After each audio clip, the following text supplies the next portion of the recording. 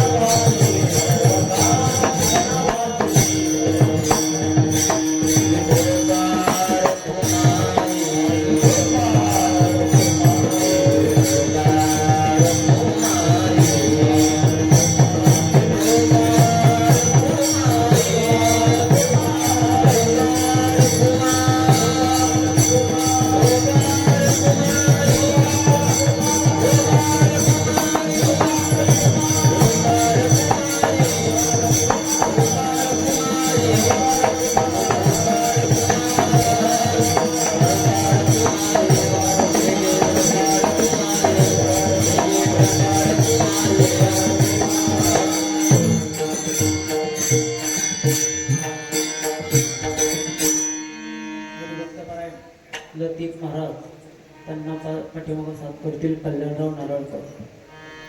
भाग्याचा उदय भाग्याचा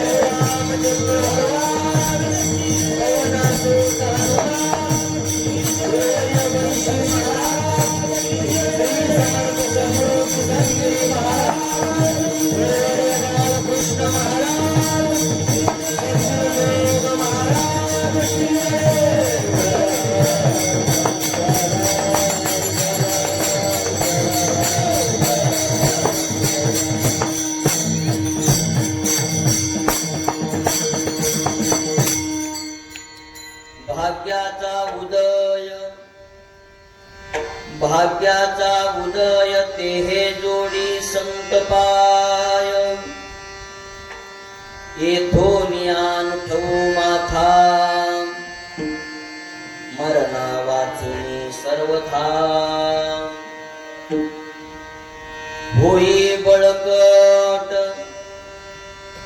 होई बळकट माझ्या मना तुरे धीट येथो ज्ञान ठेवू माथा मरणा वाचुनी सर्वथा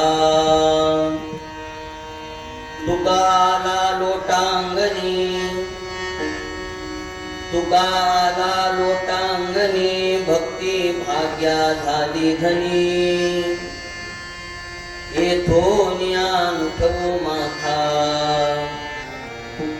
मरणा वाचुनी सर्वथा पांडुरंगा करो प्रथम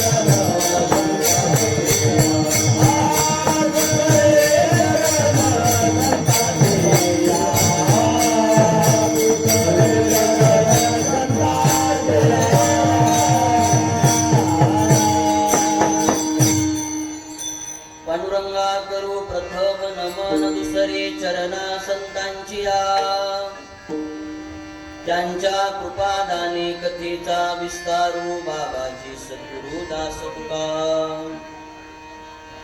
गजाननं भूतगणादिसेवितं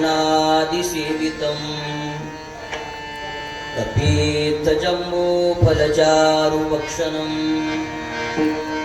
उमासुतं शोकविनाशकारकम् नमामि विघ्नेश्वरपादपङ्कजम् समचरणसरोजं सान्द्रनीलाम्बुदाभम्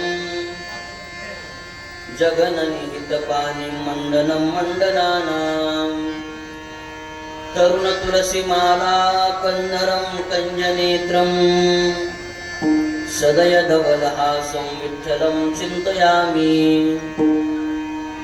नमामि सद्गुरुं शान्तं सच्चिदानन्दविग्रहम् पूर्णब्रह्मपरानन्दमीशम् आनन्दिवल्लभम् नमो सद्गुरु तुकया ज्ञानदीपा नमो सद्गुरु सच्चिदानन्दरूपा नमो सद्गुरु भक्तकल्याणमूर्ती नमो सद्गुरु भास्करा पूर्णकीर्ती सम्पाद्य ज्ञानञ्च विधाय भक्त्युं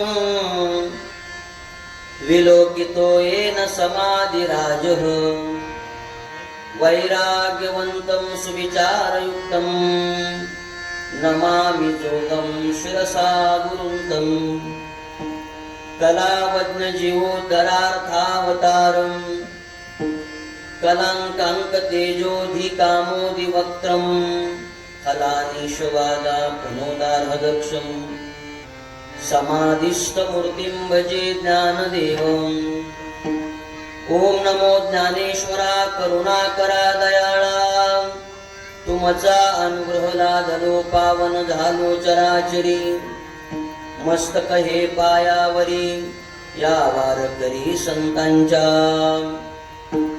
शरण शरण हनुमंता तुम्हालो रामदूता काय भक्तीच्या त्या वाटा मज लावाव्या सुभटा विठला विठला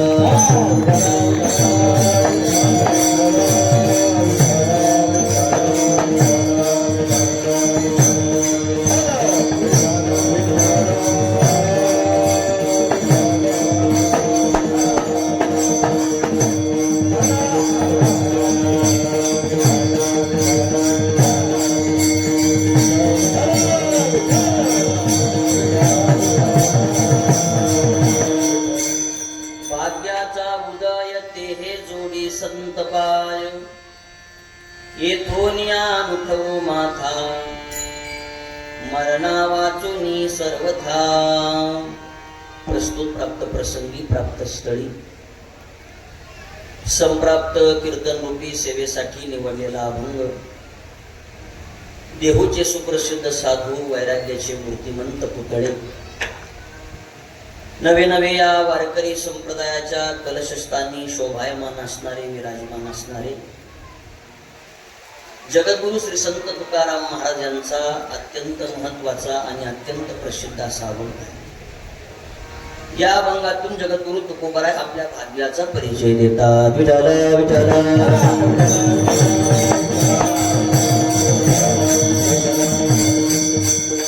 सेवेला सुरुवात करण्यापूर्वी कार्यक्रमाच्या अनुषंगानं वक्त्याचं कर्तव्य म्हणून 2 शब्दाचा परिहारत्व असा सालाबाद प्रमाणे याही वर्षी अतिशय आनंदामध्ये अतिशय उत्साहामध्ये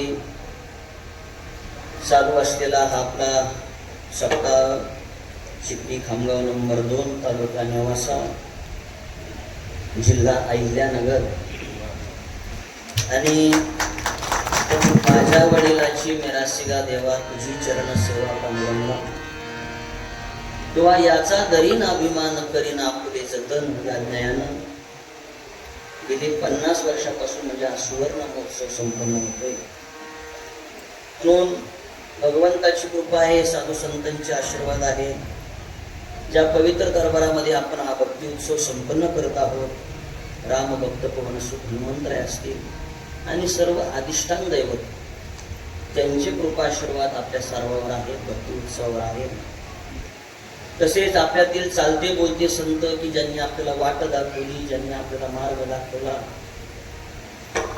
अज्ञानातून ज्ञानाकडे आणलं, अंधारातून प्रकाशाकडे आणण्याचं कार्य ज्यांनी अविरत आयुष्याच्या शेवटच्या श्वासापर्यंत केलेलं आहे, ते म्हणजे आपल्या सर्वांचं आदर्शस्थान, श्रद्धास्थान श्री समर्थ सद्गुरू किसनगिरीजी बाबा, श्री क्षेत्र देवगड संस्थान, तसेच परमपूजनीय आदरणीय वैकुंठवासी हरिभक्तीपरायण आपल्या सर्वांचं आदरस्थान बळीशी महाराज तांबे, परमपूजनीय आदरणीय हरिभक्तीपरायण वैकुंठवासी आपल्या सर्वांचं आदरस्थान बाळकृष्ण महाराज सावखेडा, तसेच आपल्या सर्वांचं आदरस्थान श्रद्धास्थान गुरुवर्य महंत स्वामी गुरुवर्य भास्करगिरीजी महाराज यांची प्रेरणा श्री क्षेत्र देवगड संस्थान वैकुंठवासी हरिभक्तीपरायण आपल्या सर्वांचं आदरस्थान श्रद्धास्थान कृष्णदेव महाराज काळे यांच्या प्रेरणेनं,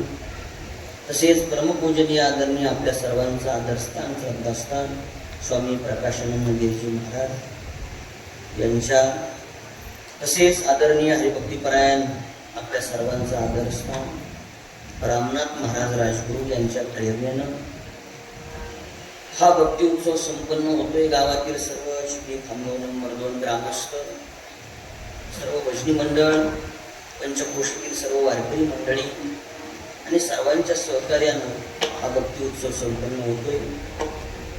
आणि या भक्ती उत्सवातील आजची सेवा सर्व संयोजक मंडळीच्या वतीनं, ग्रामस्थ मंडळीच्या वतीनं, सर्व वारकरी मंडळीच्या वतीनं, सर्व तरुण मंडळीच्या वतीनं सांगावा संदेश मिळाला आणि तुम्हा संतांच्या दर्शनाचा आलेला योग. कार्यक्रमाकरता उपस्थित वारकरी संप्रदायातील ज्येष्ठ श्रेष्ठ अद्वैत कीर्तनकार, प्रवचनकार, गुणीजन, गायक, वादक, भागवत धर्माची पताका खांद्यावर घेऊन अविरत निष्ठेनं, श्रद्धेनं, विश्वासानं ज्यांच्या चरणावर आदराने मस्तक ठेवावं असे ज्ञानवृद्ध, वयोवृद्ध, तपोवृद्ध की ज्यांनी आज तागायत ही भक्तीची, ज्ञानाची, वैराग्याची परंपरा अविरत चालू ठेवलेली आहे, अशी गावातील सर्व भजनी मंडळ, पंचक्रोशीतील सर्व भजनी मंडळ, मग गावातील सुखाचं भजन असो, दुःखाचं भजन असो, गावातील सप्ताह असो, पंचक्रोशीतील सप्ताह असो, ही सर्व मंडळी निष्ठेनं, श्रद्धेनं, विश्वासानं हे सर्व कार्य करतात. या भजनी मंडळाकरता एका जोरदार टाळ्या वाजवा. निष्काम वृत्तीनं कार्य करणारी सर्व मंडळी आहेत. आमचे गुरुवारी मारुतीबाबा सांगत असतात, एखादा भजनी घासाला गेला आणि मागं जर फोन आला, अशा अशा अमके व्यक्ती गेलेले आहे, पत्नी वाट पाहत असते, घास घेऊन येतील, घास तिकडंच असतो, वेळाही तिकडंच असतो. का? तेवढी निष्ठा, श्रद्धा, विश्वास त्यांच्या अंतकरणामध्ये भक्तीविषयी आहे. सर्व वारकरी मंडळीच्या चरणी नतमस्तक होतो. व्यासपीठ चालक आदरणीय हरिभक्तीपरायण आपल्याच भागातील राजेंद्रजी महाराज आसने, तसेच आदरणीय हरिभक्तीपरायण आपल्याच गावातील भूमिपुत्र की ज्यांनी स्वानंद सुखनिवासी सद्गुरू जोग महाराज वारकरी शिक्षण संस्थेमध्ये शिक्षण घेतलेलं आहे, 4 वर्ष पूर्ण. तसेच प्रबंगाची सेवा आहे, कीर्तन प्रवचनाची सेवा आहे, असे आदरणीय हरिभक्तीपरायण आमचे समित्र नामनाजी महाराज या गावचेच भूमिपुत्र आहेत. तसेच दुसरे आदरणीय हरिभक्तीपरायण आपल्याच गावातील भूमिपुत्र रामकृष्ण महाराज काळे, आदरणीय हरिभक्तीपरायण आपल्याच गावाचे भूमिपुत्र असणारे कृष्णाजी महाराज जगदाळे, भागवताचार्य, रामायणाचार्य आणि ज्ञानदानाचं पवित्र कार्य त्यांनी हातामध्ये घेतलेलं आहे, असे कृष्णा महाराज. तसेच आपल्याच गावातील दुसरे भूमिपुत्र आमचे विवेक महाराज रासकर हेही या ठिकाणी उपस्थित आहेत. आदरणीय हरिभक्तीपरायण प्रतीक महाराज, राजेंद्रजी महाराज आणि सर्व गुणीजन मंडळी या ठिकाणी उपस्थित आहेत. सर्वांच्या चरणी नतमस्तक होतो. कार्यक्रमाकरता आज उपस्थित असणारे पंचक्रोशीतील आपली वारकरी मंडळी, त्यामध्ये धनगरवाडी ग्रामस्थ मंडळी या ठिकाणी उपस्थित आहेत. नारळकर भाऊ त्यांचे सर्व सहकारी या ठिकाणी आहेत. तसेच रामलोह ग्रामस्थ भजनी मंडळ ते सर्वजण या ठिकाणी उपस्थित आहेत. तसेच दहीगावचे देवा त्या ठिकाणी आलेले आहेत, त्यांची सर्व सहकारी सर्व मंडळी या ठिकाणी उपस्थित आहेत. गोपाळपूर भजनी मंडळ त्यांचे चाचा, त्यांचे सर्व सहकारी सर्व या ठिकाणी आहेत. तसेच कामगाव नंबर एक खामगाव नंबर 1, 2, 3, 4 असे सर्व वारकरी मंडळी भजनी मंडळ या ठिकाणी उपस्थित आहेत. पुणेकरी महाराज आहेत, हार्मोनियम वादक आहेत, त्यांची सुंदर सिस्टीम आहे. त्यांनाही धन्यवाद देतो. तुमच्या गिरणीमध्ये चालणारे आगळे साहेब, त्यांचे सर्व सहकारी, सर्व श्री समर्थ सद्गुरू किसनगिरीजी बाबा भक्त परिवार, सर्व मंडळी या ठिकाणी उपस्थित आहेत. आणि श्री संत ज्ञानेश्वर महाराज संस्थान भक्त परिवार ही सर्व मंडळी या ठिकाणी उपस्थित आहेत. सर्वांच्या चरणी नतमस्तक होतो. गावातील भजनी मंडळ आहे आणि सुवर्ण महोत्सव आपला आहे. या ठिकाणी असं जीवन जगत असताना वृद्धांचं मार्गदर्शन आणि तरुणांचं बळ एकत्रित आलं की कार्य संपन्न होत असतं. म्हणून सर्व वारकरी मंडळी आज ताब्यात ज्यांनी भक्तीची ही वारकरी परंपरा जपून ठेवली आणि त्यांच्यानंतर सर्व तरुण मंडळी जवळजवळ 45 आल्यानंतर माहिती दिली महाराजांनी की 45 तरुण मंडळी या ठिकाणी कार्य करतात. का तर सर्व वृद्ध ग्रामस्थ मंडळीचं त्यांना काय मार्गदर्शन आणि त्यांचं बळ आहे. मग असा सुंदर असा भक्ती उत्सव सुवर्ण महोत्सव या ठिकाणी संपन्न होतोय. श्रद्धेनं विश्वासानं सर्व मंडळी या ठिकाणी कार्य करतात. कोणी आर्थिक दान करते, कोणी अन्नदान करते, कोणी मंडप स्वच्छ करण्याचं काम करते, कोणी रांगोळी काढण्याचं काम करते, कोणी वारकऱ्यांची सेवा करते, कोणी विना पहारा करते, कोणी हरिपाठ काकडा भजन हे सर्व कार्य करताय. मग हे सर्व कार्य केल्यानंतर आपल्याला संयोजक मंडळी ग्रामस्थ मंडळी काय देणार आहे? फक्त आपलं काल्याच्या दिवशी फक्त आभार मानते. पण आज आपण भगवंता करता आर्थिक दान दिलंय, भगवंता करता अन्नदान केलंय, भगवंता करता हा सर्व सभा मंडप स्वच्छ करण्याचं काम केलंय. ज्याच्या त्याच्या वाट्याला आली ती सेवा केली. संयोजक मंडळी फक्त आभार मानतील, पण राम भक्त पवन सुत हनुमंतराय असं देतील का कल्पांती हे सरेल. म्हणून जीवन जगत असताना या ठिकाणी आपण सर्वजण अन्नदान करतो. काय आहे अन्नदानाचा फायदा? तर रामदेवराय सांगतात, येथे एक शीत दिलेले अन्न कोटी कुळाचे होय उद्धरण. या सभा मंडपामध्ये या धर्म मंडपामध्ये एक शीत जर आपण अन्नदान केलं तर आपल्या कोटी कुळाचं काय होतो? उद्धार होतो. तसेच या ठिकाणी आर्थिक दान दिल्यानंतर काय आहे तर ज्ञानोबराय सांगतात, तया नाव जान दान जे मोक्ष निधनाचे अंजन. मोक्ष प्राप्ती करता दान हे फार महत्वाचं आहे. या ठिकाणी सर्व मंडळी सहकार्य करतात. पत्रिका सौजन्य ज्यांचं आहे त्यांनाही धन्यवाद. सर्व पंक्तीदार आहेत पण भोजनाची व्यवस्था जे करतात असे सर्व आचार्य मंडळी त्यांचे धन्यवाद. संयोजकांनी माहिती दिली. कैलासवासी निवृत्ती पाटील आगळे, कैलासवासी बाबासाहेब पाटील शिंदे, सप्तासाठी यांचं अथक मोठं योगदान आहे. आणि या अनुषंगानं सर्व मंडळी या ठिकाणी कार्य करतात.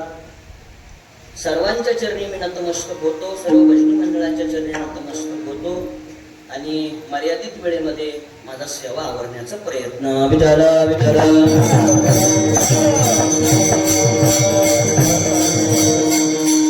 पंचकृषीमध्ये आमचे जबाबदार सुद्धा चांगलं कार्य करतात. जवळचाच बापा पडणार आणि जबाबदार मंडळी सर्व आहेत. अभंग जगद्गुरु तुकोबरायांचा आहे. अभंग 4 चरणाचा आहे. या अभंगातून जगद्गुरु तुकोबराय आपल्या भाग्याचा परिचय या अभंगातून तुमच्या आमच्या समोर मांडतात. विठ्ठल विठ्ठल.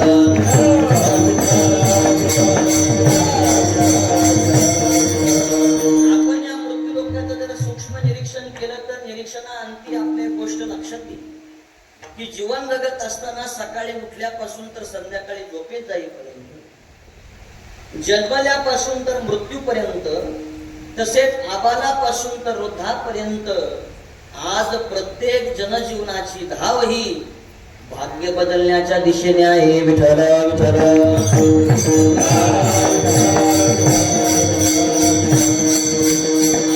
सर्वांनी जर निरीक्षण केलं, पुरुष असो किंवा महिला असो, कोणी असो, आबालापासून तर वृद्धापर्यंत सगळी माणसं आज या मृत्यू लोकात आल्यानंतर भाग्य बदलण्याच्या तयारीत आहे. दुसरं दैव बदलण्याच्या तयारीत आहे, प्रारब्ध बदलण्याच्या तयारीत आहे आणि संचित बदलण्याच्या तयारीत आहे. भाग्यालाही अनेक नाव आहे. दैव म्हणा, भाग्य म्हणा, संचित म्हणा, प्रारब्ध म्हणा. आज सगळे मंडळी भाग्य, दैव, प्रारब्ध, संचित बदलण्याच्या दिशेने आहेत. आणि हे भाग्य बदलण्याकरता अविरत कष्ट करत आहेत. विठाला विठाला.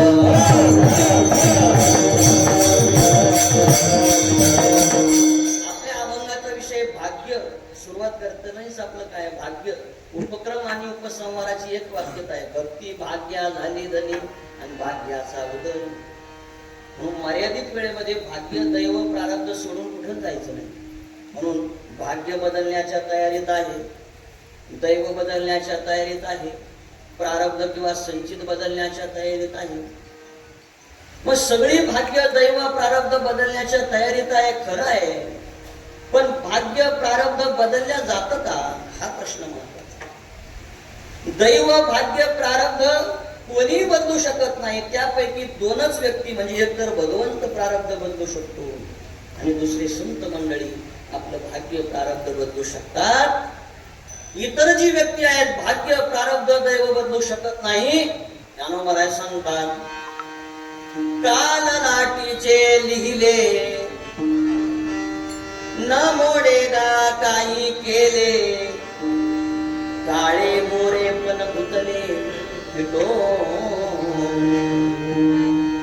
ज्ञानोबा चिंतन करतात की आपल्या 5वीच्या दिवशी आपलं भाग्य दैव प्रारब्ध हे सगळं लिहिलेलं असतं. आपल्या 5वीच्या दिवशी, त्या दिवशी ज्ञानोबा सांगतात की सटवाई माता येत असते. आल्यानंतर स्त्री असो किंवा पुरुष असो, त्या व्यक्तीचं दैव भाग्य प्रारब्ध हे सगळं लिखाण करत असते. ज्ञानोबारांची भाषा, ज्ञानोबारांची भाषा फार गोड आहे. ज्ञानोबा सांगतात त्या काळी वृद्ध माता सांगत असतात, जरा वाद चांगली ठेवत ठेवा. न जाणो राम महाराजांचं भविष्य लतीफ महाराजाकडनं, लतीफ महाराजांचं आमच्या नवनाथ महाराजाकडनं नको किंवा इतर कोणाकडनं नको. महाराज ज्ञानोबारांची भाषा पहा. ज्ञानोबा सांगतात, सटवीची या राती जे न विसम विजे वाती, तैसा ईश्वर निर्णयो चित्ती वहाने सदा. या ओवीतला न हा शब्द फार महत्वाचा आहे. ज्ञानोबा सांगतात न विसम विजे वाती. त्या दिवशी वात अखंड चालू ठेवावी लागते. का तर ईश्वराचा निर्णय घेऊन सटवाई माता त्या स्त्रीचं किंवा पुरुषाचं भाग्य दैव प्रारब्ध बदलण्याकरता येत असते. आणि ज्ञानोबा सांगतात, एकदा दैव भाग्य प्रारब्ध एकदा लिहिलं की त्यामध्ये बदल करण्याचा अधिकार फक्त दोनच लोकांना.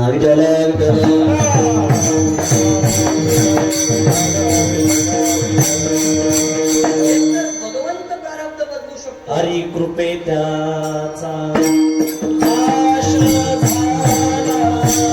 हरी कृपे त्याचा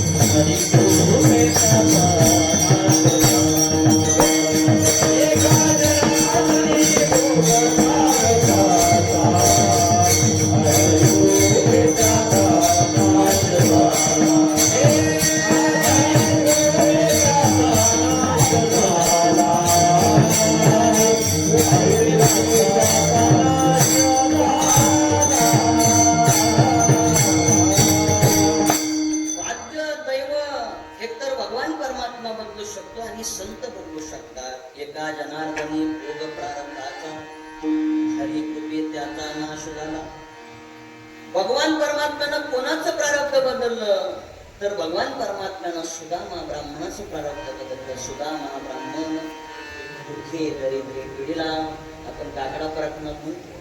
आमच्या आबा 365 दिवस काकड्याची सेवा नित्यनेमानं सेवा करणारी माणसं आहेत. सुदामा ब्राह्मण दुःखे दरिद्रे मुष्टी पोहे घेऊन या त्याची भेटीला गेले. शुद्ध भाव दे कोनिया किंवा पाहुनिया गाव सोनियाचा दिला. सुदामा ब्राह्मण हे बालपणीचे मित्र आहेत, पण भाग्य दैव त्यांचं भगवान परमात्म्याने बदललं. आणि संत महात्मे काय करतात, भाग्य बदलतात. भागवत महात्म्य सांगत असताना आत्मदेव ब्राह्मणाशी कथा आली. त्या ठिकाणी संतांनी आत्मदेव जी देवा होती ब्राह्मण त्यांचं भाग्य बदललं. विस्ताराची कथा आहे सांगत नाही, तर मला सांगण्याचा भाव आहे. ज्ञानोबरांच्या 2 ओव्या आहे की भाग्य बदलण्याचा अधिकार एकतर भगवंत आणि दुसरे संत. इतर भाग्य प्रारब्ध आपलं बदलू शकत नाही, पण भाग्य बदलण्याच्या तयारीत सर्वच मंडळी लागले. विठ्ठला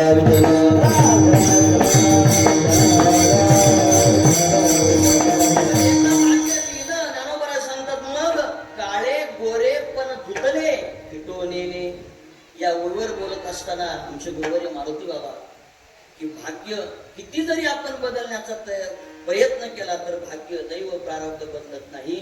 बाबा सांगत असतात एक दिवस रावणाला मुलगी झाली. भाग्य मला सांगायचे बाबा पाठामध्ये सांगत असतात. रावणाला मुलगी झाली. मुलगी झाल्यानंतर आता रावणाचा जर विचार केला तर कोटी घरे जेथे काशा आणि तांब्याची शुद्ध कांचनाची सप्तकोटी अनेक स्त्रिया सगळे भोगानुकूल नवे नवे तपश्चर्या ही तेवढी. आणि या तपश्चर्याच्या जोरावर सगळे देव देवता यांनी बंदी खाण्यात टाकले. सगळे देव देवता कारागृहात बंदी खाण्यात सगळी मंडळी होते. नुसते बंदी खाण्यात नव्हते, कारागृहात नव्हते, तर ही सगळी मंडळी ज्याच्या त्याच्या परीने त्याला काम वाटून दिलं होतं. आता कोणाची काय काम नाही ते सांगत. मग मुलगी झाली. मुलगी झाल्यानंतर एवढी श्रीमंती एवढी असणार सगळे देव बंदी खाण्यात टाकले. ना आता मुलगी झाल्यानंतर प्रारब्ध दैव भाग्य मला इथं बोलायचं लिहिला. सटवाई मातेने विचार केला. तिथं गेल्यानंतर यांनी सगळे देव बंदी खाण्यात टाकले आणि बंदी खाण्यात टाकल्यानंतर आपल्याला जर यांनी पाहिलं तर आपल्याला सुद्धा हे दुःख भोगावं लागणार आहे. पण आता ईश्वराचा निर्णय भीत भीत भीत भीत 5वीच्या दिवशी केल्या. काय लिहिलं भाग्य दैव प्रारब्ध ते लिहिलं आणि लिहिल्यानंतर आता लंकेतून बाहेर पाऊल टाकणार तेवढ्यात रावणाने पाहिलं. बाबा फार गोड सांगत पाहिल्यानंतर आवाज दिला थांबा कोण आहे असा आवाज दिल्यानंतर तिने विचार केला आता आपण सुद्धा बंदी खाण्यात जाणार कारागृहात जाणार. मागे वळून पाहिलं नमस्कार केला आणि विचारलं कोण तुम्ही. सटवाई मातेने सांगितलं ईश्वराचा निर्णय घेऊन तुझ्या मुलीचं भाग्य दैव प्रारब्ध लिहिण्याकरता मी इथं आलेले आहे. भाग्य लिहिलंय आता निघालेले आहे. रावणाने सांगितलं माझ्या मुलीचं दैव भाग्य प्रारब्ध तू लिहिलंयस खरं आहे, पण काय लिहिलंय तुम्हाला सांग म्हटल्यानंतर सटवाई मातेनं सांगितलं आम्ही सांगू नये तुम्ही ऐकू. आता जिज्ञासा निर्माण झाली. आता सांगितलंच पाहिजे आणि सांगितलं नाही तर तुला सुद्धा कारागृहात टाकेल. सटवाई मातेने सांगितलं महाराजी तुमच्या मुलीचं मी दैव भाग्य प्रारब्ध सगळं लिहिलंय. सगळं आनंदीत तिचं जीवन जाणार आहे. पण एक गोष्ट अशी आहे का तिचं लग्न तुमच्या या राज्यामध्ये आजच तुमच्या बरोबरच एक घोडाचा खरारा करणारा जो व्यक्ती आहे त्याला सुद्धा मुलगा झालेला आहे आणि त्याच्या सोबतच हिचा काय होणार आहे विवाह होणार आहे. पहा भाग्य पहा दैव काय प्रारब्ध. रावणाने सांगितलं एकीकडे पाहिलं तर आमची एवढी श्रीमंती आणि एकीकडे तू सांगते का त्याच्यासोबत हिचा विवाह होणार हे शक्य होणार नाही. हे सगळं अशक्य आहे. त्याने सांगितलं माझं सांगण्याचं काम होतं मी सांगितलं आता निघाले. पण रावणाने काय केलं त्यांना बोलून घेतलं. बोलून घेतल्यानंतर राज्यातून त्यांना बाहेर हाकलून दिलं. कशा करता तर लग्न सोहळा होऊ नये म्हणून.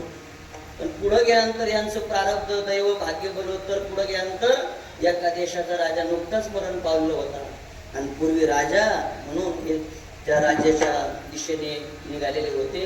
तेवढ्यात हत्ती आला आणि हत्ती आल्यानंतर तो लहानसा मुलगा होता त्यांच्या वडिलाच्या गळ्यात माळ घातली. तो राजा झाला. भाग्य राजा झाला. राजानंतर बरेच दिवस गेल्यानंतर यांचा मुलगा उपवर झाला आणि रावणाची मुलगी सुद्धा काय झाली उपवर झाली. आणि मग रावणजी महाराज प्रस्ताव घेऊन आले की तुम्ही राजे आहात तुमचा मुलगा तुमच्या मुलाबरोबर आमच्या या मुलीचा विवाह करायचा आहे. अगदी मर्यादित वेळेमध्ये विवाह सोहळा ठरला. थाटामाटात आता पार पडणार. सगळी मंडळी राजे पंचक्रोशीतील राजे सगळे देवादिक सगळे मंडळी आले आणि विशेष निमंत्रण पणला होतं. जिनं भाग्य दैव प्रारब्ध लिहिलं सटवाई माता तिला विशेष निमंत्रण होतं. आता मंगलाष्टक सुरू झाले आणि सुरू झाल्यानंतर रावणाने आवाज दिला थांबा म्हटल्यानंतर सगळ्यांना भीती वाटली काय प्रकार आहे. थांबा म्हणले. मला एक प्रश्न विचारायचा आहे, म्हणजे कोणाला?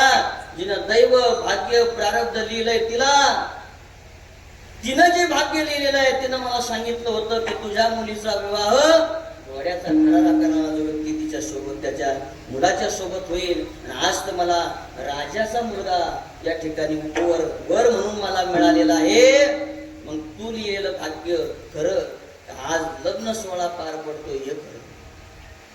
तू लिहिलेलं भाग्य खरं की आज लग्न सोहळा जो पार पडतोय तुझ्या समोर हे खरं. सटवाई म्हणते सहित मी लिहिलेलं तेच खरं. म्हणजे कसं खरं?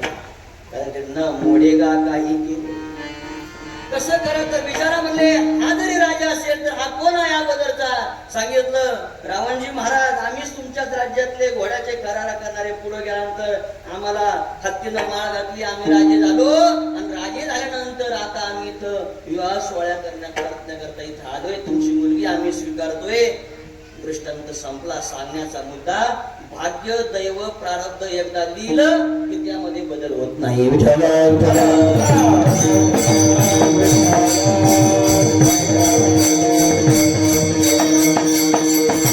यातही दोन प्रकार आहे. भाग्य म्हणजे तरी काय? तर ज्ञानोबा भाग्य म्हणजे काही ओवी देतात. दैव जैसे कवतिके काहीच दैन्य न देखे. दैव त्याला म्हणतात, भाग्य त्याला म्हणतात जे कधीच दैन्य लेखत नाही किंवा त्याच्या जीवनामध्ये दैन्य निसतं. यालाच काय म्हणतात? दैव म्हणतात. त्यातही दोन प्रकार. प्रारब्ध अनुकूल झालं की ते मिळतं आणि प्रारब्ध प्रतिकूल झालं की आपल्या जवळ आहे ते निघून जातं. अशा ज्ञानोबारांच्या दोन ओव्या. ज्ञानोबा सांगतात एखाद्याचं भाग्य जर अनुकूल झालं तर त्याला ते मिळतं आणि एखाद्याचं भाग्य जर प्रतिकूल झालं की त्याच्यापासून ते निघून जातं. अशा ज्ञानोबारांच्या दोन ओव्या. एक भाग्य अनुकूल करता आणि एक भाग्य प्रतिकूल करता. ज्ञानोबा सांगतात पहिली ओवी, भाग्य ज्याचं अनुकूल आहे त्याला ते मिळतं. भाग्याचे नि भडसे उद्यम्याचे नि मिसे संपत्ती जात आ पैसे घर रे गे विठाला विठाला.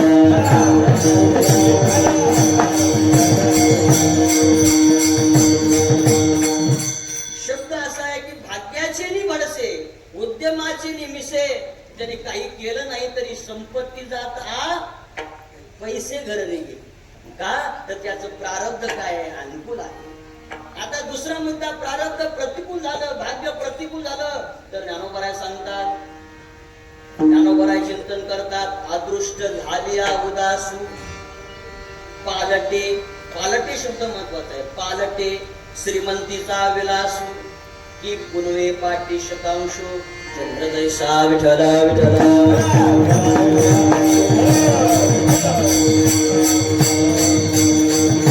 ज्याचं भाग्य अनुकूल आहे त्याला ते मिळतं आणि ज्याचं भाग्य प्रतिकूल आहे त्याच्यापासून निघून जातं. ज्ञानोबांच्या उभ्या. ज्यांचं भाग्य प्रतिकूल झालेलं आहे त्यांच्यापासून निघून जातं. एक जण कष्ट करणारा होता, पालटी श्रीमंतीचा विलासू. एक जण कष्ट करत होता, सामान्य सफरामध्ये राहत होता, पण थोडं थोडं काम करायचा आणि काम केल्यानंतर त्याने काही पैसे जमवले आणि पैसे जमवल्यानंतर त्याने पत्नीला सांगितलं आपल्याला घरात एक कपाट घ्यायचं. पत्नीने सांगितलं आपल्या घराचा दरवाजा लहान नाही, आपलं सप्पर आहे, घराच्या दरवाजातून ते आत यायचं नाही. कशाला तुम्ही सप्पर घेता पुढं आपल्या, कशाला आपलं कपाट घेता पुढं आपल्या मुलाचं लग्न आहे, राहू द्या पैसे. नाही नाही, ओवीच्या भाषेत त्याने सांगितलं विलासात राहायचं. काय सांगितलं? विलासात राहायचं. पत्नीने सांगितलं होतं घेऊ नका, घेतलं. ते म्हणजे काळजी करू नको, आपण घराचं दार मोठं करू नका. त्याला कपाट आणलंच कशा करता? विलासात राहायचं. आता कपाट आणलं, दुसऱ्या वेळेस परत पुन्हा काही काम केलं, पैसे जमवले, ते नाही नाही आता काय करायचं म्हणजे आपल्याला टीव्ही आणायची. तुम्ही कशाला घेता? नाही म्हणले विलासात राहायचं. ओवीच्या भाषेत विलासात राहायचं म्हणजे आपल्याला अहो पैसे राहू दे आपल्याला पुढे लागतील. नाही म्हणले विलासात राहायचं. ऐकलंच नाही, पुन्हा टीव्ही आणली. पुढे गेल्यानंतर ते म्हणले नाही नाही थोडे पैसे जमले, आता म्हणले पत्नीला आपला दिवाण आणायचं, झोपण्याकरता आपला दिवाण. ती म्हणजे नका आणू, पुढे आपल्याला पैशाची गरज आहे. नाही म्हणले ओवीच्या भाषेत विलासात राहायचं. अशा थोडे थोडे पैसे जमून जमून जमून जमून सगळ्या गोष्टी खरेदी केल्या. पण एक दिवस पुन्हा काम केलं आणि पुन्हा काम केल्यानंतर आता पत्नीला सांगितलं विलासात राहायची म्हणजे आता सगळ्याच गोष्टी आल्या, काय घ्यायचं राहिलं? ते म्हणले आपल्याला आता काय करायचं, गॅस घ्यायचा म्हणजे. अहो नका घेऊ म्हणले, आपलं सप्पर आहे, मला पेटवता येत नाही, एकतर मी पूर्वीच्या काळातली आहे, मला काय ते गॅस पेटवता यायचं नाही, नका घेऊ आपलं सप्पर आहे. म्हणजे नाही नाही गॅस आणायचा तर आपलं विलासात राहायचं. भूमीच्या भाषेत बरं का, पालटे श्रीमंतीचा. आता गॅस आणल्यानंतर हे बाहेर गेले, यांना काही पेटवता येत नव्हता. 2 दिवसांनी सहज गॅस पेटवला, त्याचा फडका झाला आणि वर सुपर पाचट होतं.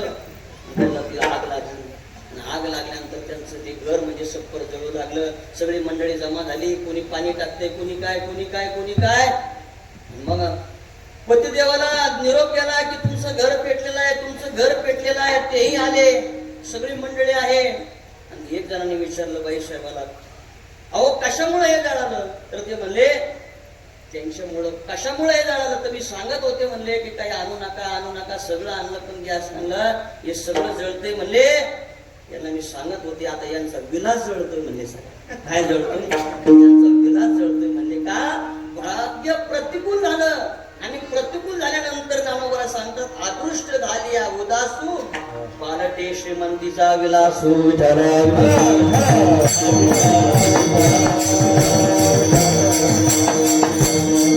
भाग्य प्रतिकूल झालं की आपल्यापासून निघून जातं.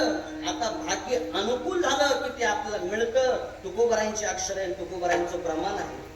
तुकोबरा दृष्टांत देतात, भाग्य अनुकूल झालं की मिळतं. एक जण ज्यांनी परमात्म्याचरणी जीवन समर्पित केलेलं होतं, भगवंता करता जीवन समर्पित केलं होतं, निष्काम जीवन जगत होते, असे सद्ग्रस्त गावात राहत होते.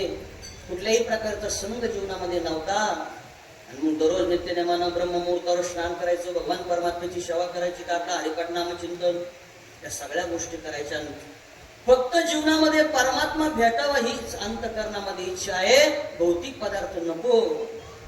एक दिवस असं नामचिंतन भक्ती चालू असताना एक दिवस हे ब्रह्ममुहूर्तावर उठले, आणि उठल्यानंतर प्रात्यविधीला गेले. तिथं गेल्यानंतर प्रात्यविधीला बसल्यानंतर त्यांनी अशी हातामध्ये काडी घेतली. नामोबरा सांगतात, कर्माचा त्याग करू शकत नाही, जवळी संघ प्रकृतीचा. अशी हातामध्ये काडी घेतली, काडी घेतल्यानंतर थोडं उकरलं तर त्यामध्ये काहीतरी कठीण टणक लागलं. आवरण बाजूला केलं, मातीचं तिथं हंडा, कशाचा? पाण्याचा नाही, धनाचा. त्यांनी ते आवरण बाजूला केलं. हिरे माणिक मोती सुवर्ण सगळे असणार ते धन, पण त्यांचा विवेक जागृत झाला. हा फार महत्वाचा मुद्दा आहे. विवेक जागृत झाला आणि त्यांनी विचार केला, आपण भगवान परमात्मेचरणी जीवन समर्पित केलंय.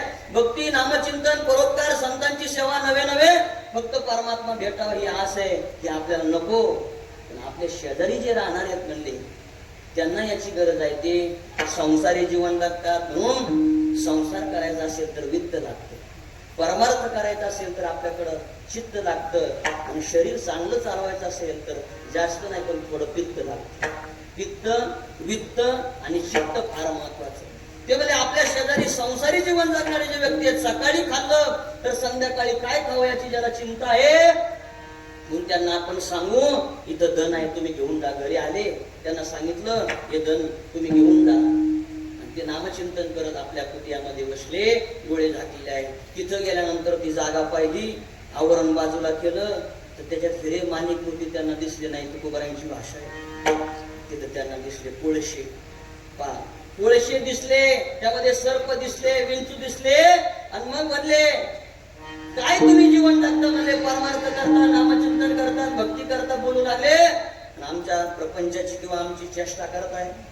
आता हे दिसतंय ना. त्यांनी ते हांडा डोक्यावर घेतला, आणि ज्यांनी सांगितलं ते निष्काम महात्मे त्यांच्या डोक्यावर टाकायचं. कशा करता? हे सर्प विंचू यांना चावतील आणि हे गत प्राण होतील म्हणून हांडा डोक्यावर घेतला. आले, इथं भजन करत होते, त्यांचं भजन चालून त्यांच्या डोक्यावर टाकलं. टाकल्यानंतर महाराज सांगतात, तिथं सर्प विंचू कोळशे नाही पडले, त्यांच्या डोक्यावर परत हिरे माणिक मोती पडले. आणि ज्यांच्या प्रारब्धात कोळशेच होते त्यांना ते कोळशेच दिसले, आणि ज्यांच्या प्रारब्धात हिरे माणिक मोती होते त्यांना ते धन मिळालं. प्रारब्ध प्रतिकूल आणि प्रारब्ध अनुकूल.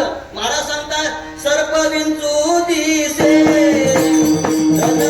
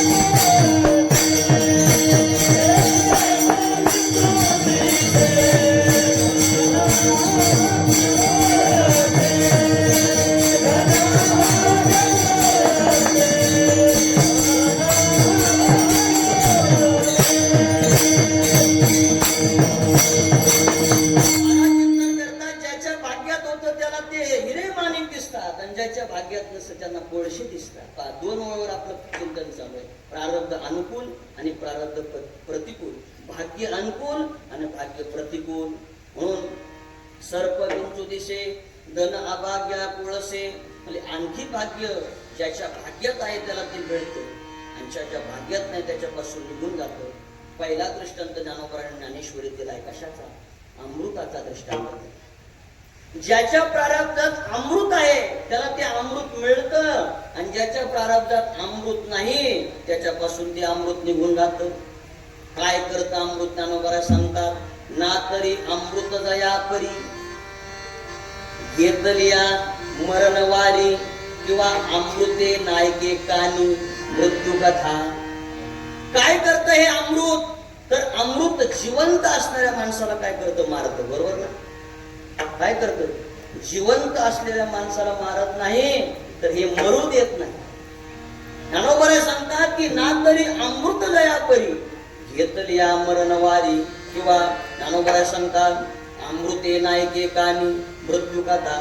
पण सगळ्यालाच काय ते अमृत दिसत नाही. पहिला दृष्टांत ज्ञानोबा दिलाय अमृताचा. ज्याच्या भाग्यात होतं त्याला ते मिळतं आणि ज्याच्या भाग्यात नाही त्याच्यापासून निघून जातं. ज्ञानोबा सांगतात सहज एक व्यक्ती झोपलेला होता. मी दृष्टांत सांगतो तुम्हाला, ओवी सांगा. सहज एक व्यक्ती झोपलेला होता आणि झोपलेला असताना ज्ञानोबारांनी सांगितलं, ज्ञानोबा चिंतन करतात तर त्यानं जांभळी देण्याकरता आ केलं आणि आ केल्यानंतर त्याच्या तोंडात येऊन अमृत पडलं. त्याला म्हणतात भाग्य. ज्ञानोबा सांगतात एक व्यक्ती झोपलेला होता, जांभळी देण्याच्या उद्देशानं त्याने आ केलं आणि आ केल्यानंतर त्याच्या तोंडात येऊन अमृत पडलं. त्याला म्हणतात भाग्य, त्याला म्हणतात दैव. झोपलेला व्यक्ती होता पण त्यानं जांभळी देण्याच्या उद्देशानं आ केलं आणि त्याच्या तोंडात येऊन अमृत पडलं. मला ओवीची अपेक्षा आहे. ज्ञानोबा सांगतात तुमच्या ओवी पाठ आहे पण मी सांगतो कारण तुम्हाला त्यांनी सांगाय करता बोलवलं. ज्ञानोबा सांगतात नातरे जांभया पसरे मुख, तेत अवचटे पडे पियुख. विठला विठला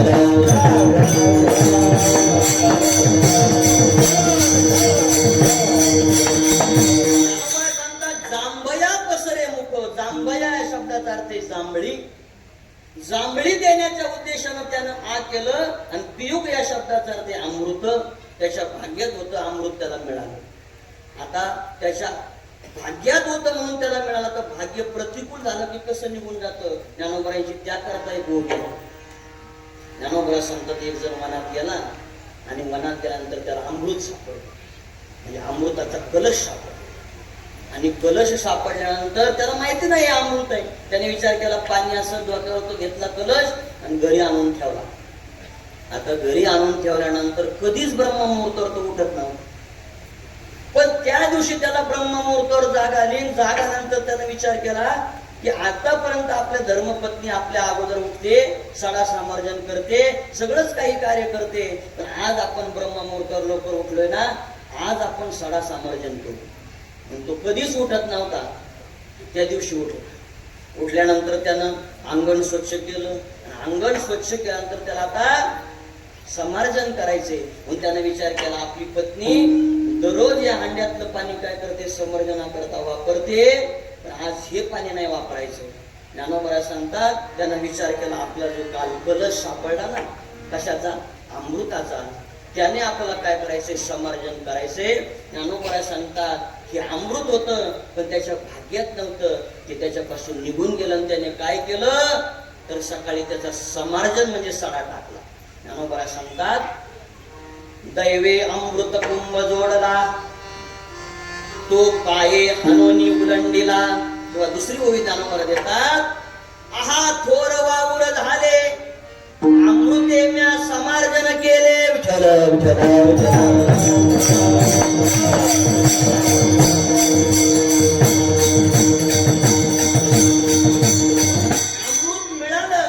ज्यांच्या भाग्यात होतं त्यांना ते मिळालं आणि ज्यांच्या भाग्यात नव्हतं त्यांच्यापासून निघून गेलं. त्याला म्हणतात प्रारब्ध अनुकूल, भाग्य अनुकूल आणि प्रतिकूलतेचा हा विचार. आता दुसरं उदाहरण दिलंय कशाचं? ज्ञानोबा आहे कामधेनूचा दृष्टांत देता, भाग्य अनुकूल आणि प्रतिकूल.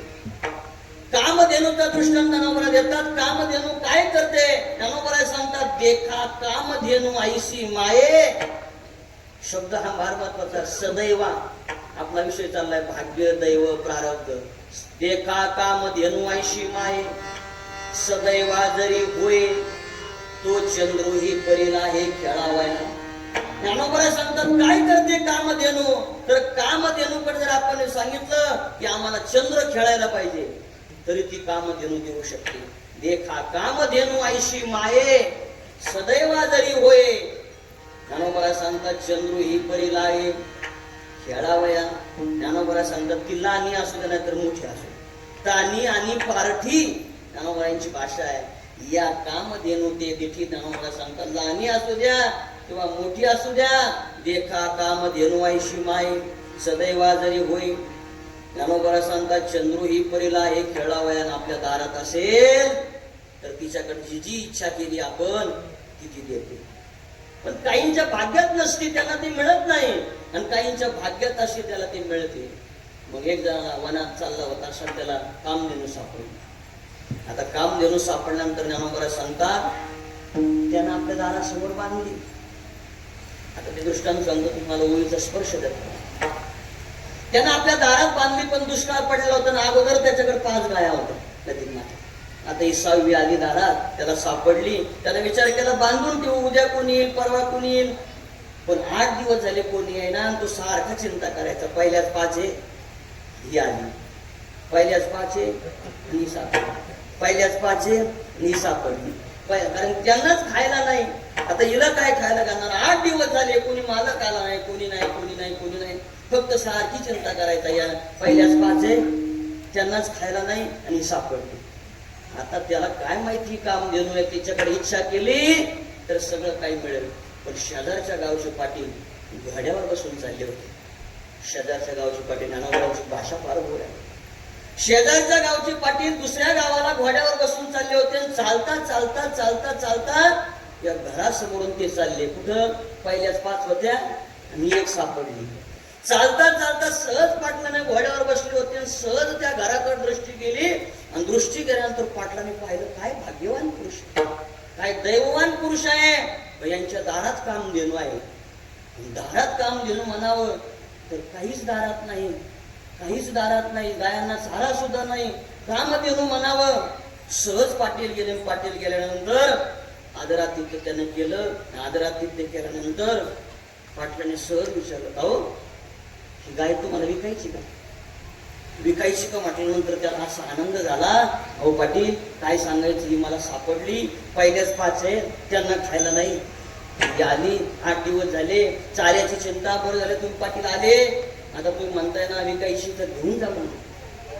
पाटलांनी जाणलं तर एक कामधेनू मिळाली, पण यांच्या भाग्यात नाही, दैवात नाही. त्याने विचारलं केवढ्याला द्यायची? ज्ञानोबांची भाषा पहा. केवढ्याला द्यायची म्हटल्यानंतर पाटलाने विचारलं केवढ्याला, कितीची किंमत आहे तुम्ही सांगा, आम्ही देतो.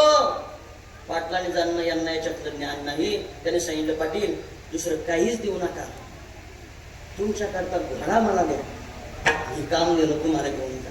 त्या घोड्यानं घोडा खरेदी केला किंवा घोडा त्याच्याकडून घेतला आणि जवळ असणारी जी कामधेनू आहे ती पाटलाला दिली. पहा ज्ञानोबांची भाषा पहा. प्रारब्ध अनुकूल आणि प्रतिकूल, भाग्य अनुकूल आणि प्रतिकूल. ज्ञानोबा सांगतात वारिके घेऊन दिदले कामधेनू ते, आहा थोर वावर झाले अमृते म्या समार्जन केले. वारिके घेऊन दिदले कामधेनू ते. वारिके म्हणजे घोडा.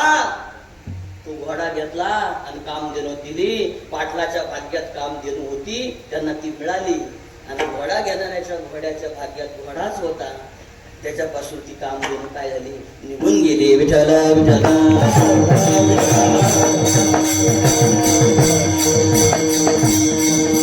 पहिला दृष्टांत भाग्य अनुकूल प्रतिकूलतेचा अमृत आहे ज्ञानोबाने दिलेला. दुसरा दृष्टांत आहे कामधेनूचा. आता तिसरा दृष्टांत भाग्य अनुकूल प्रतिकूलता देतात, परिसाता देतात. काय करतो परीस? ज्ञानोबा सांगतात लोहाचे कणक होय हे सामर्थ्य प्लॅस्टिक मध्ये जे आहे, असं म्हटले का ज्ञानोबा? लोहाचे कणक होय हे सामर्थ्य परीसीच आहे.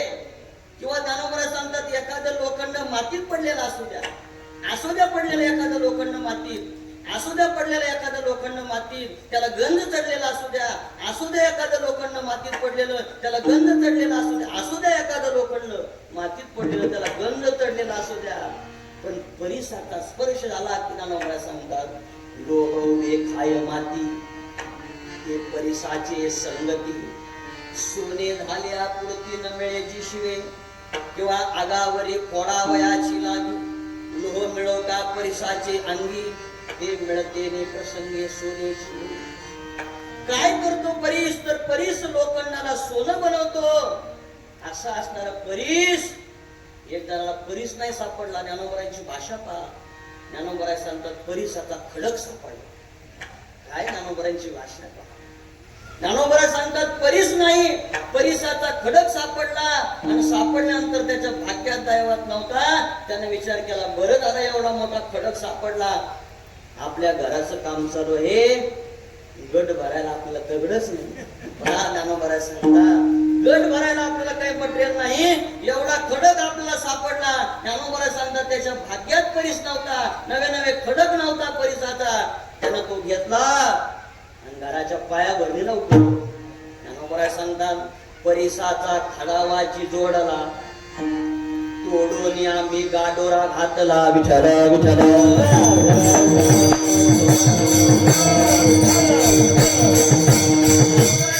परिसाचा खडक मिळाला आणि तोडून आम्ही गाडोरा घातला.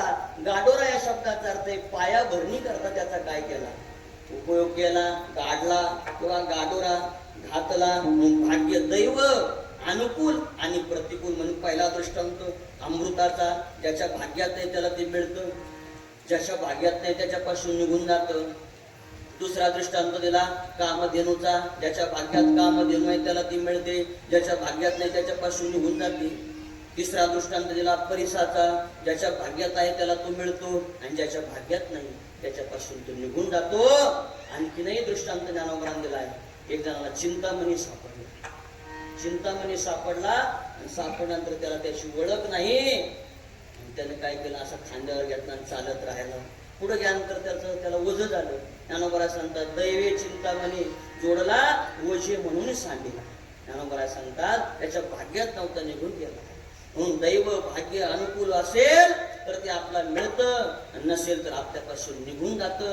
म्हणून जीवन जगत असताना दैव भाग्य प्रारब्ध संचित ते आपल्या जेवढं भाग्यात आहे ते मिळतं, भाग्यात नाही त्याच्यापासून निघून जातं. आता हे झालं ज्ञानेश्वरीचे दृष्टांत.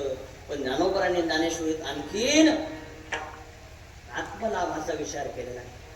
आत्मलाभाचा विचार केलाय. ज्याच्या भाग्यात आत्मलाभ आहे त्याला ते मिळतं आणि ज्याच्या भाग्यात आत्मलाभ नाही त्याच्यापासून तो आत्मलाभ जवळ असून सुद्धा निघून जातो. आत्मलाभ या शब्दात अर्थ आहे आत्मज्ञान. ज्याच्या भाग्यात आहे त्यालाच ते मिळतं आणि ज्याच्या भाग्यात नाही त्याच्यापासून निघून जातं. पाप ज्यांच्या भाग्यात आहे, अर्जुनजी महाराजांच्या भाग्यात आत्मज्ञान आहे, भगवान परमात्मा त्यांना विचारलं नाही तरी सांगतो.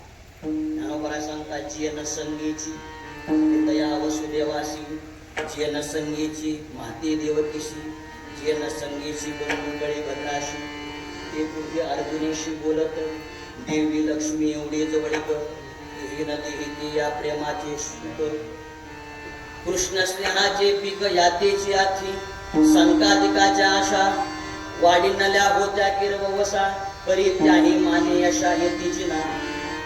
ज्ञानोबराय सांगतात की आत्मज्ञान सगळेच भगवान परमात्म्याला विचारायचे. देव म्हणजे देवाला विचारायचे कोण? वडील विचारायचे तुम्ही आम्हाला आत्मज्ञान द्या, नाही सांगितलं. आई विचारायची सांगा आम्हाला आत्मज्ञान, नाही सांगितलं. आपले बंधू बळीभद्र त्यांना सुद्धा नाही सांगितलं. संघाधिक जवळ होते त्यांना सुद्धा नाही सांगितलं. कोणालाच हे आत्मज्ञान सांगितलं नाही. पण हे आत्मज्ञान न विचारता अर्जुनजी महाराजांना सांगितलं. कृष्ण स्नेहाचे पीक यातेची याती, कारण यांच्या भाग्यात ते होतं. विठ्ठला विठ्ठला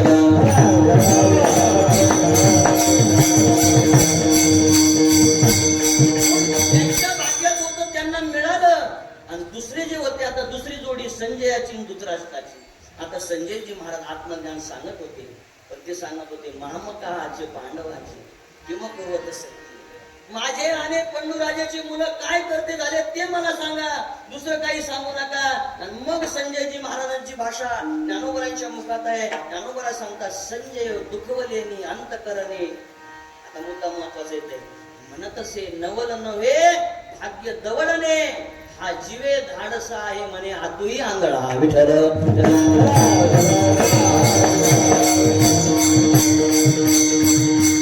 सांगतात की संजयजी महाराज धृतराष्ट्र राजाला सांगत होते की आता काय चाललंय आत्मज्ञान तुम्हाला सांगतो. ते म्हणे आत्मज्ञान नाही, फक्त आमचं आणि पंडूराजांचं काय चाललंय ते सांगा.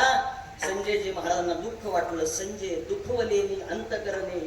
मग सांगतात, म्हणत असे नवल नव्हे भाग्य दवडणे. मी म्हणत होतो हा बाहेरून आंधळा आहे, पण हा आतून सुद्धा काय आंधळा आहे. विठ्ठला विठ्ठला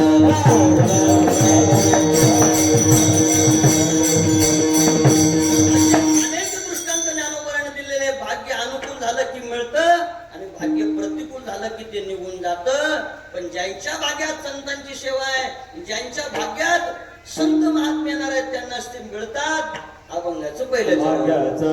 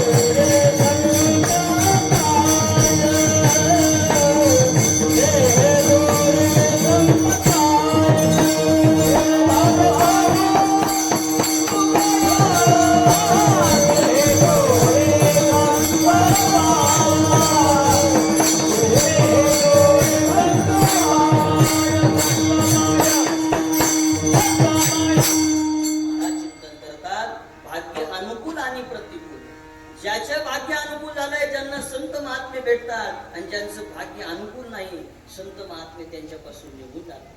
म्हणून जीवन जगत असताना खरं भाग्य आपल्याला आहे की आपले संत महात्मे आपल्याला भेटले, संतांनी आपल्यावर कृपा केली आणि कृपा केल्यानंतर आपण कृतकृत्य झालो, हे खरं आपलं काय भाग्य आहे. म्हणून जीवन जगत असताना काही मंडळी खूप भाग्यवान आहेत. आपल्या सर्वांचं आदरस्थान श्रद्धास्थान श्री समर्थ सद्गुरू किशनगिरी बाबांना ज्यांनी पाहिलं, बाबांना ज्यांनी जीव घातलं, बाबांची सेवा ज्यांना घडली त्यांच्या भाग्यात होती म्हणून त्यांना घडली, आणि ज्यांच्या भाग्यात नव्हती त्यांना ती घडलीच नाही.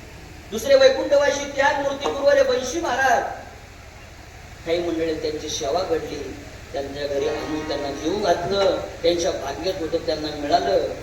दुसरे आपल्या सर्वांचं आदरस्थान श्रद्धास्थान गुरुवारी बाळकृष्ण महाराज किंवा उर्फ दत्तगिरीजी महाराज त्या ठिकाणी आले, काहींच्या घरी वास्तव्यास राहिले, काही मंडळींनी त्यांना जीव घातलं, त्यांचा आदर सन्मान केला. ज्यांच्या भाग्यात होतं त्यांना ती भेट घडली. श्री समर्थ सद्गुरू किशनगिरी बाबा असतील, श्री गुरुवारी बंशी महाराज असतील, तसेच आपल्या सर्वांचा आदर्शस्थान गुरुदेव बाळकृष्ण महाराज असतील आणि आदिपुरुष संत महात्मे असतील, ज्यांच्या भाग्यात संतांची भेट आहे ना, ज्यांच्या भाग्यात सेवा आहे त्यांना ती मिळाली, आणि ज्यांच्या भाग्यात नव्हती ती जवळून त्यांच्यापासून लांब गेले का. भाग्य अनुकूल आणि प्रतिकूलतेचा हात आहे. भाग्याचा उदय जेव्हा संत आपला भेटतील, त्यांची सेवा घडेल, त्या दिवशी आपल्या भाग्याचा काय झाला, उदय झाला. महाराज चिंतन करतात, संत महात्मे भेटले, आपल्या भाग्याचा उदय झाला. विठ्ठल विठ्ठल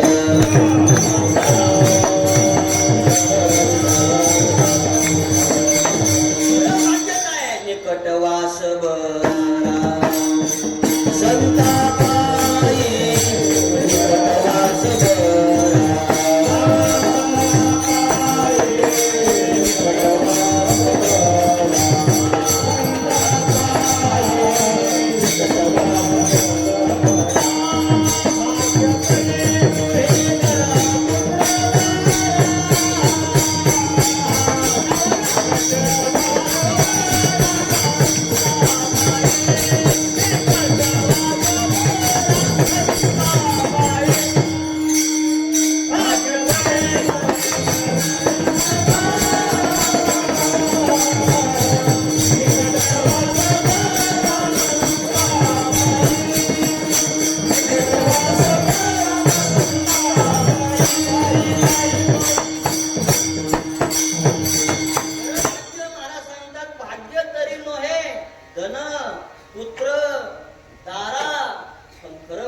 निकटवास बरा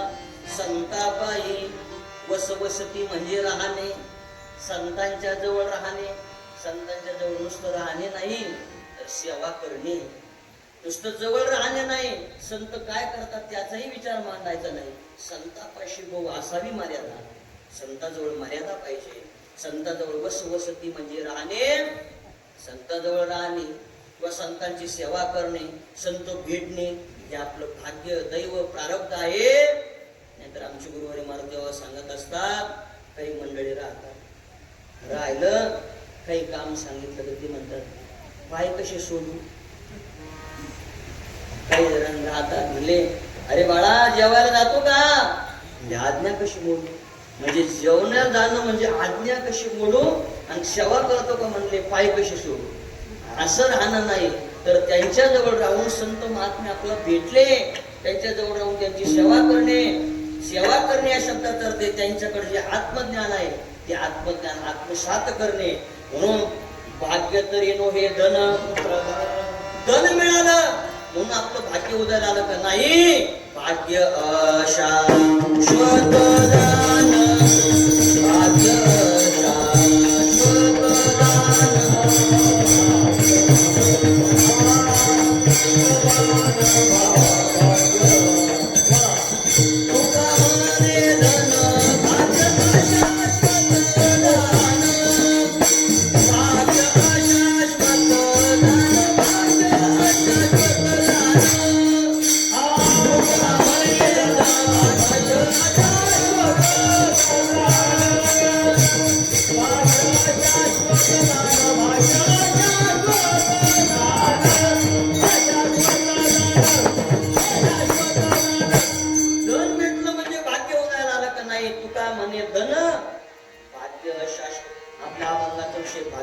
भाग्य सोडून जायचं नाही. तुका म्हणे धन भाग्य अशाश्वत दान, धन भाग्य अशाश्वत दान. धन मिळालं, चांगली पत्नी मिळाली किंवा सगळे भौतिक पदार्थ अनुकूल मिळाले ते भाग्य नाही, तर संतांचं सेवा घडली, संत महात्मे भेटले, आपलं एक खरं भाग्य आहे. म्हणून भाग्याचा उदय संतांची भेट घडली. संत काय करतात, काय आहे संतांची व्याख्या, ती भेटल्यानंतर काय जीवनामध्ये आपला फळ मिळतं पहा. ज्यांना फक्त घ्यायचंच माहित आहे त्यांना जीव म्हणा, ज्यांना फक्त घ्यायचंच माहित आहे त्यांना जीव म्हणा. जे थोडं घेतात तर त्याच्या बदल्यात काहीतरी देतात त्यांना देव म्हणा, आणि जे काही न घेता समाजाकरता आपलं सर्वस्व समर्पित करतात त्यांना संत म्हणा. ते संत श्री समर्थ सद्गुरू किसनगिरीजी बाबा, वैकुंठवासी गुरुवर्य वंशी महाराज आणि वैकुंठवासी आपल्या सर्वांचं आदरस्थान बाळकृष्ण बाबा हे आपल्याला भेटले. आपलं भाग्य दैव प्रारब्ध संगम भाग्याचा उदय हे जोडी संत. आता संत भेटले, भाग्य उदयाला आलं, आता त्यांच्यापासून आम्ही लांब जाणार नाही. अभंगाचं दुसरं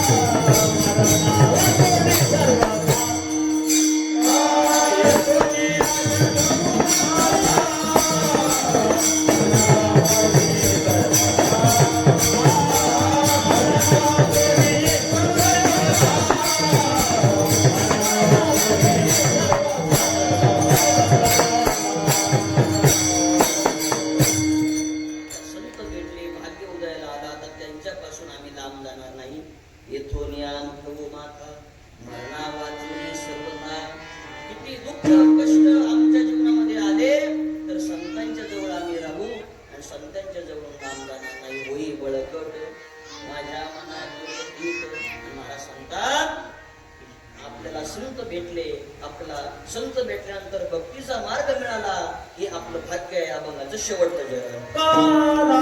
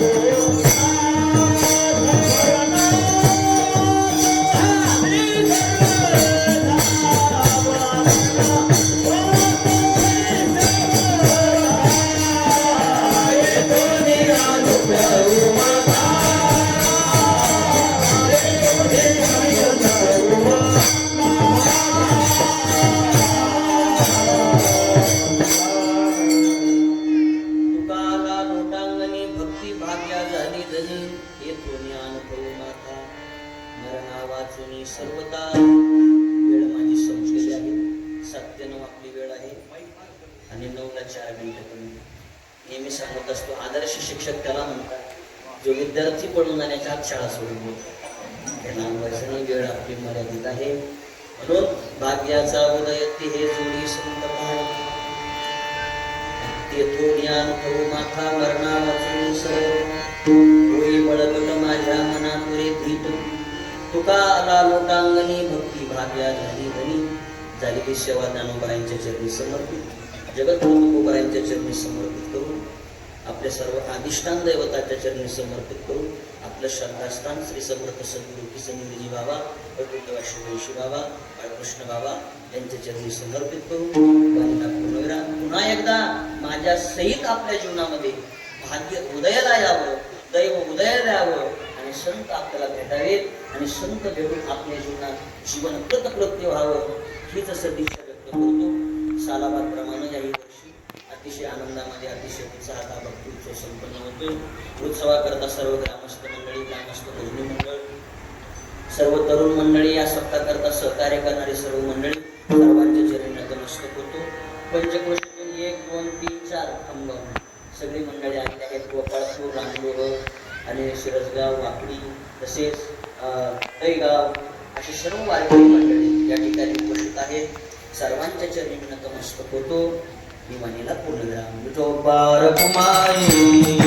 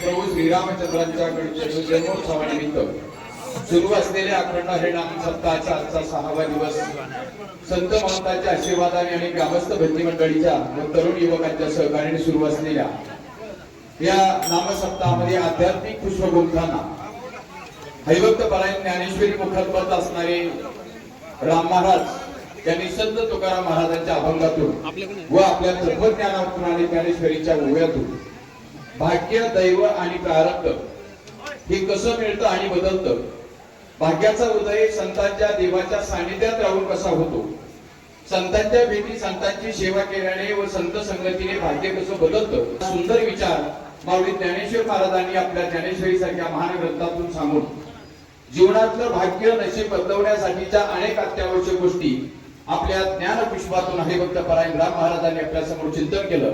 त्याबद्दल महाराजांना ग्रामस्थ भजनी मंडळी आणि युवक वर्गाच्या वतीनं मी नमस्कार करतो, प्रणाम करतो. रामकृष्ण हरी. आणि उद्याच्या कार्यक्रमाची रूपरेषा, आजच्या कार्यक्रमाचं आजच्या या नामसप्ताहाचं संत पूजन कैलासवासी गेनू भीमाजी पाटील आगळे यांचे स्मरणार्थ श्री प्रभाकर गेनू पाटील आगळे यांच्या शुभ हस्ते या ठिकाणी संतांचं महाराजांचं पूजन या ठिकाणी झालेलं आहे.